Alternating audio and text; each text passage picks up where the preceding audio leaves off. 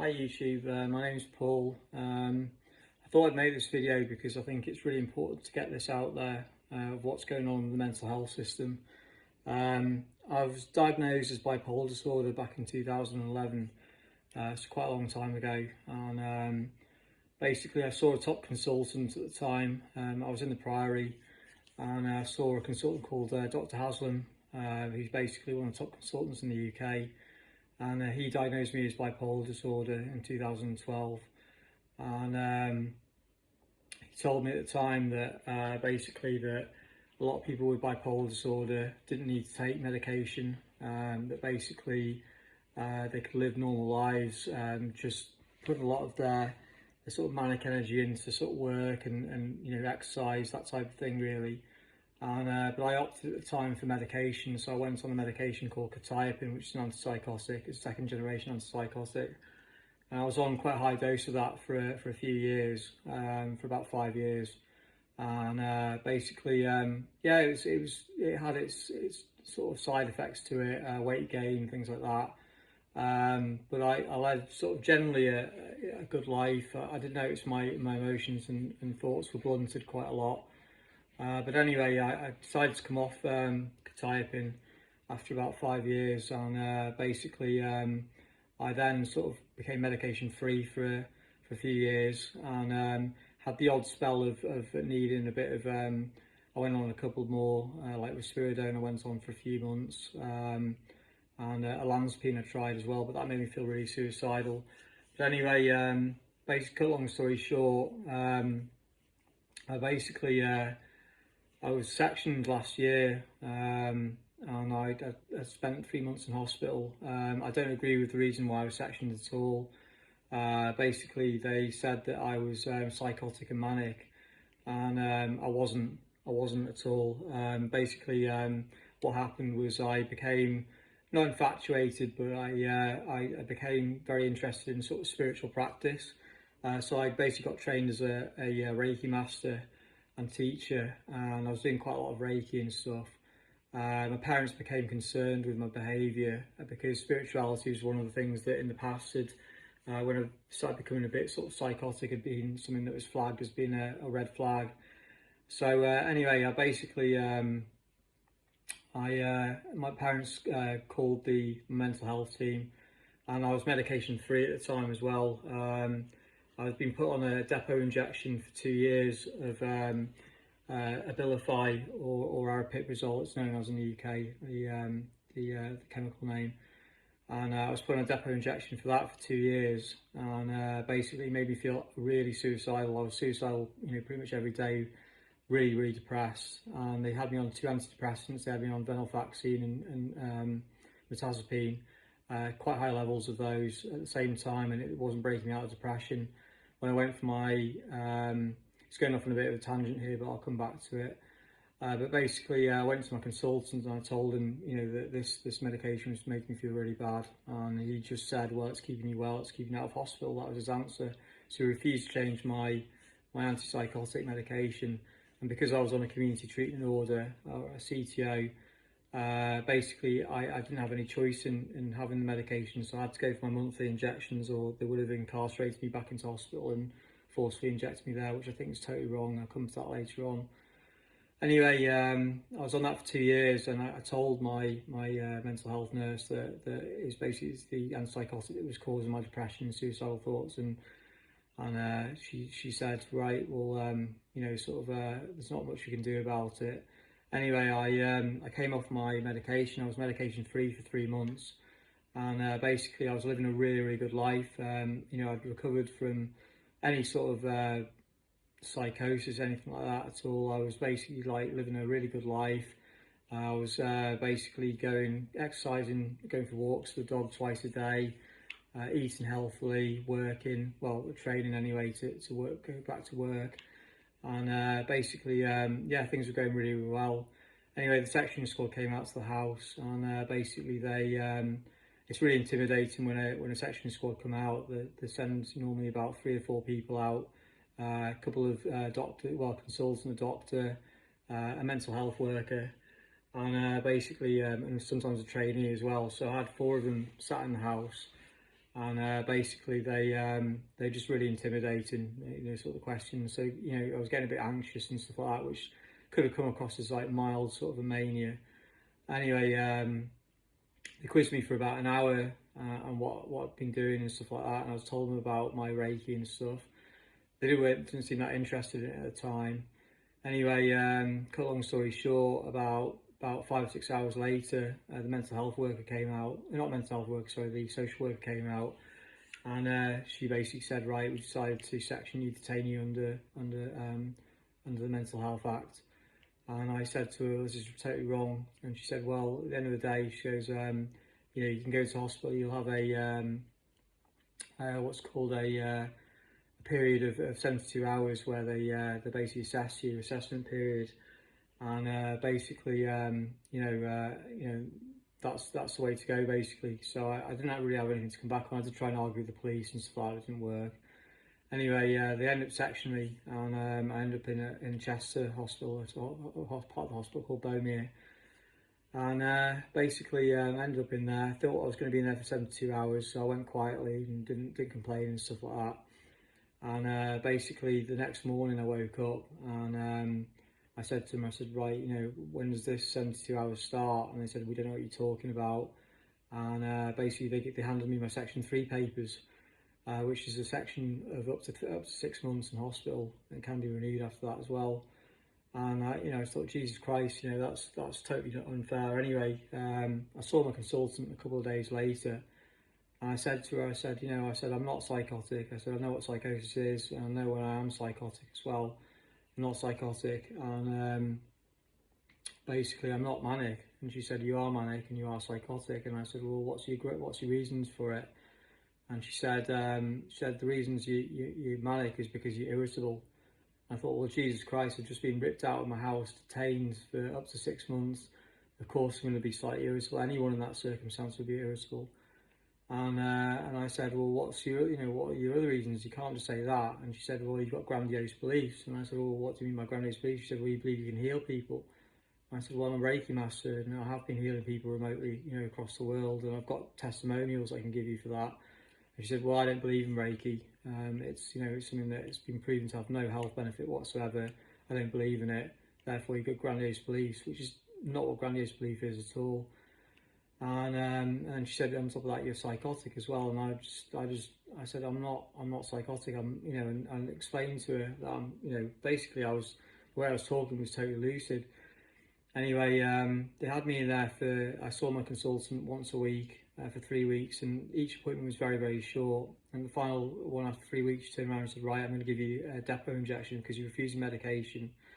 I'm going to give you a depot injection. And I said, well, I'm not accepting that because I don't agree with the fact that I'm psychotic and manic. I want a second opinion.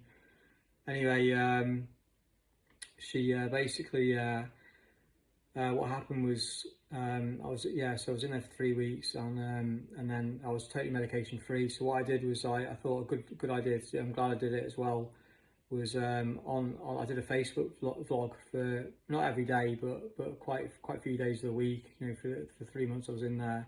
I did a Facebook vlog just for a minute a day, and basically just wrote about, well, not wrote, sorry, just talked about what I was experiencing and stuff like that. And people have seen my Facebook and they've seen the vlogs, and basically they've said, like, you're totally normal in it. You can see that you're not manic, you're not psychotic, you're totally lucid, you're totally normal.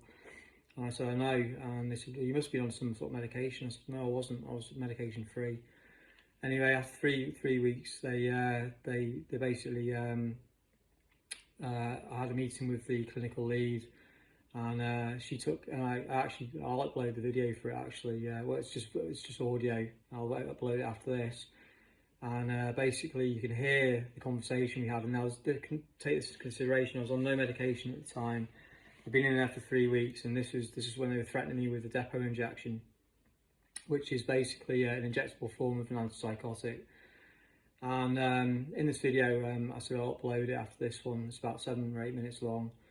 You can hear me having a conversation, putting an argument across to her, saying, I don't believe that I need this. Surely there's other ways, other methods, talking therapy, that type of thing.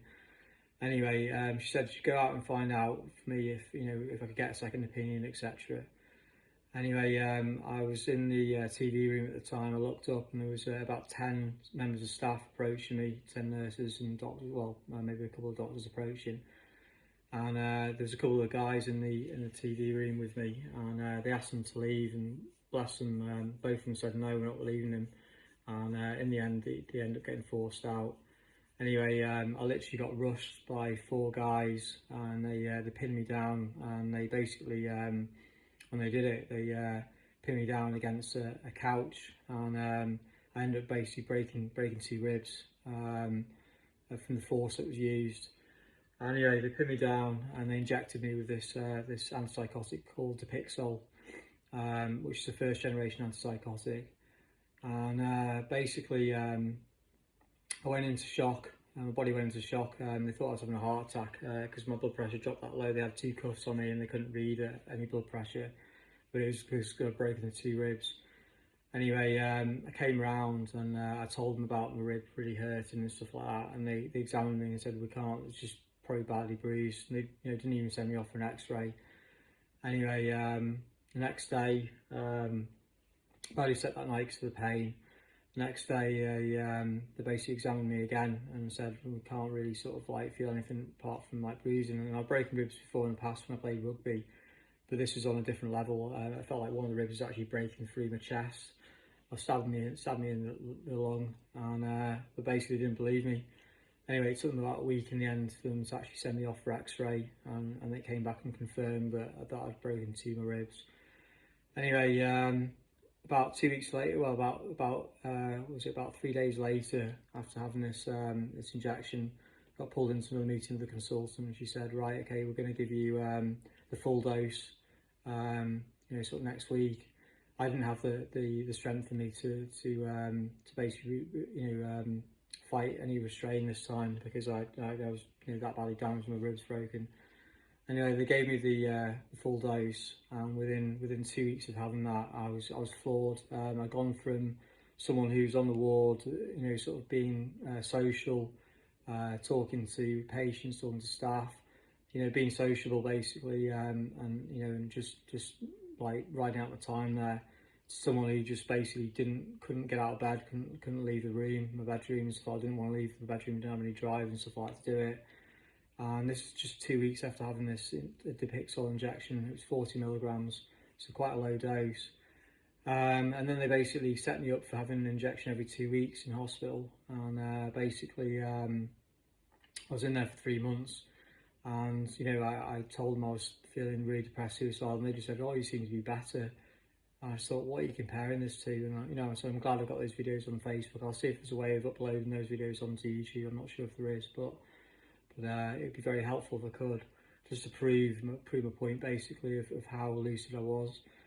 Anyway, I was when they released me, I was just like a shadow of myself basically. I just wanted to get out of hospital, and they put me on another CTO. So this means that basically I'm now stuck. Basically, it's been a year now, so I've just had my CTO reviewed for every 6 months. It gets reviewed for first year, and then it goes on to a yearly review, and it's just been reviewed for the year end. So it's gone to yearly review now. They just renewed it again, which basically means that I've got no choice whatsoever in my medication. Basically, this injectable form I have of the antipsychotic medication, Dipixol. I said it's a first generation antipsychotic. It's known to have side effects and stuff like that. Been around since the 60s. Basically, I'm forced to have this injection. I've got no choice in it whatsoever.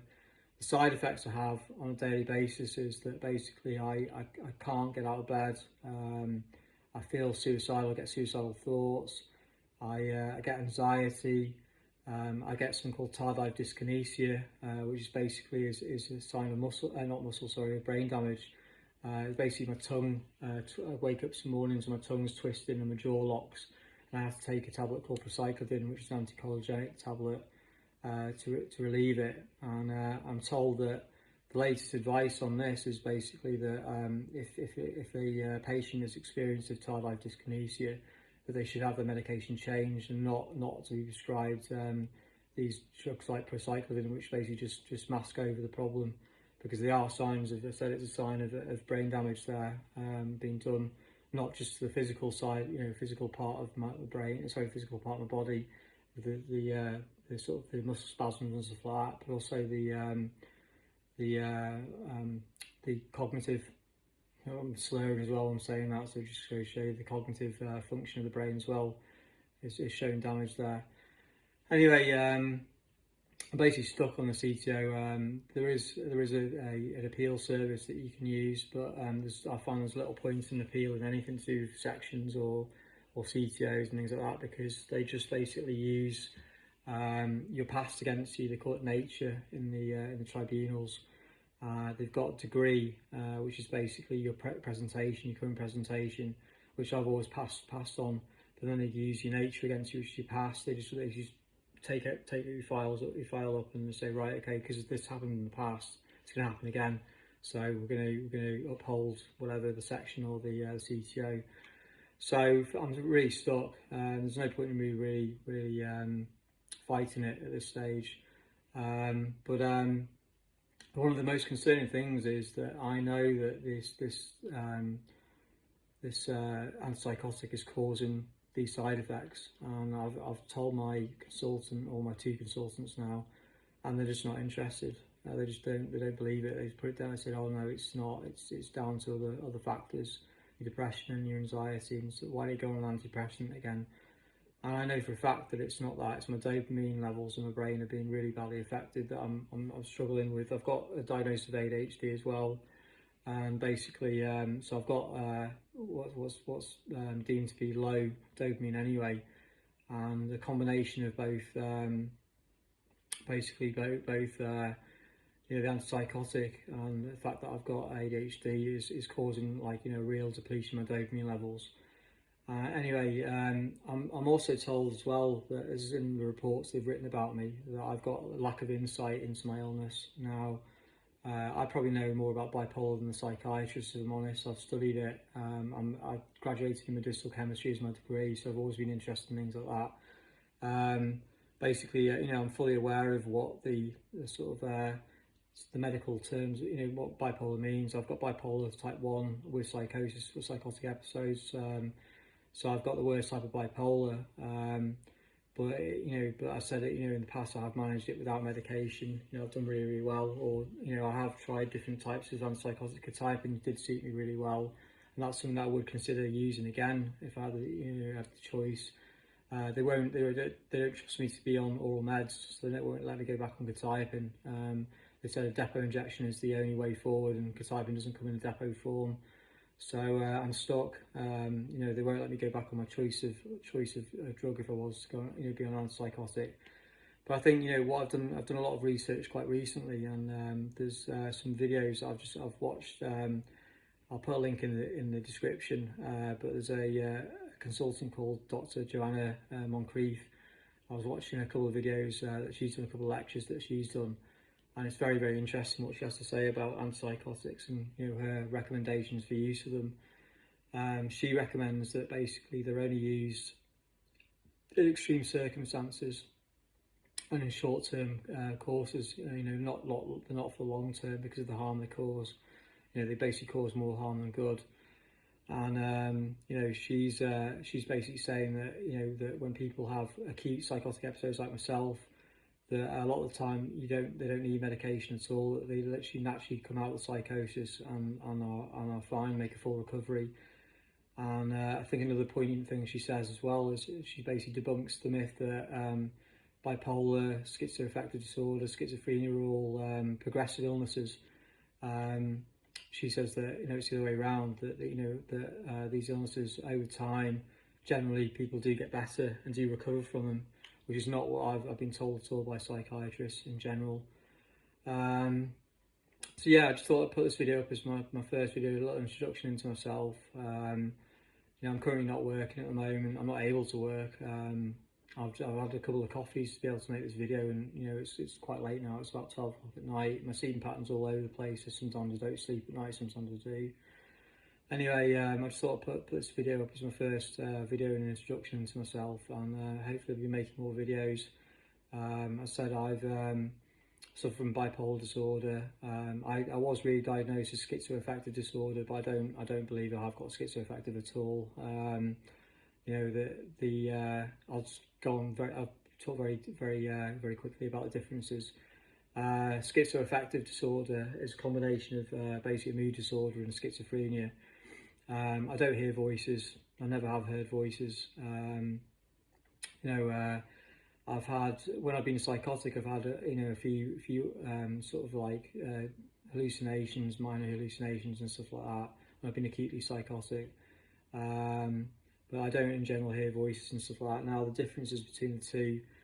So this is bipolar with psychotic episodes and or psychotic symptoms, and schizoaffective is that basically to be schizoaffective you have to have an episode of psychosis outside of a mood disorder, sorry, a mood episode. So therefore, you know, if you're manic with psychotic, basically for me, mania and psychosis overlap, or depression and psychosis for some people overlap, but for me it's mania and psychosis overlap. So if I get extremely manic, then I can become psychotic. Whereas I've never had psychosis without being manic in the past, so that's why I know I've got bipolar with psychotic symptoms. So yeah, that's the difference basically between the two, or the main difference between the two anyway. But I mean, in general, all these mental health, you know, schizophrenia, there is overlap between schizophrenia and bipolar. Schizoaffective combines the sort of two, but I think, you know, there is overlap with a lot of them.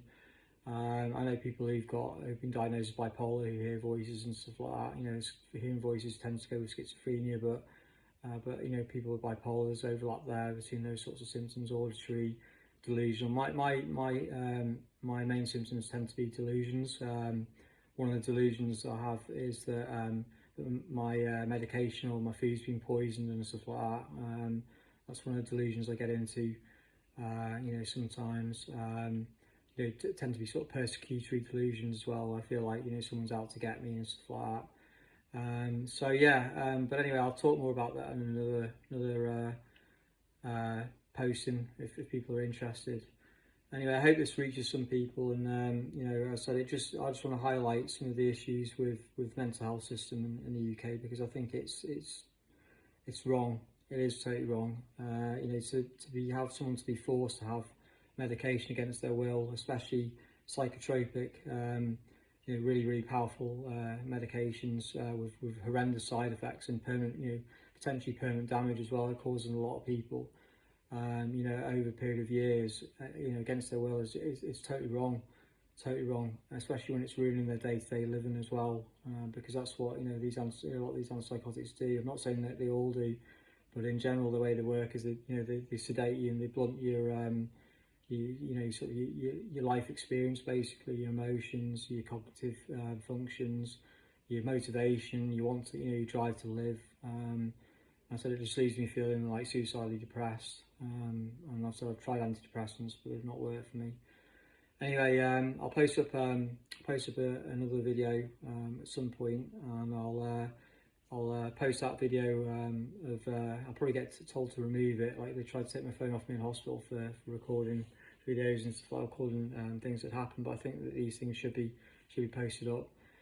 So I'll post up that video of me arguing. Now, just take into consideration, this is me basically totally medication free for about nearly 4 months at that point, and basically me, you know, sort of you know, trying to fight for my right to refuse medication, and then you know, sort of fighting against me.